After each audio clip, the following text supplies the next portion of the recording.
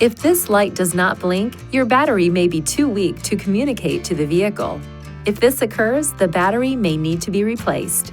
Replacing the battery in your intelligent key can be simple if you follow this procedure. First, see the owner's manual for the recommended battery before replacing. Next, release the lock knob and remove the mechanical key from the intelligent key. Place a cloth over a small flathead screwdriver and insert the tip into this slit. Now twist the screwdriver to separate the intelligent key into two pieces.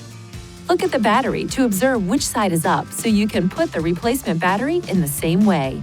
Ensure your hands are clean and free from oil and grease before touching anything inside the key fob. Carefully hold the new battery by the edges every time you pick it up. Remove the discharge battery while being careful not to touch the internal circuits or electrical terminals.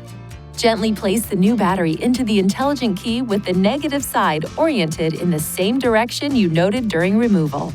Align the tips of the two halves and then close the key fob by pushing along the edges.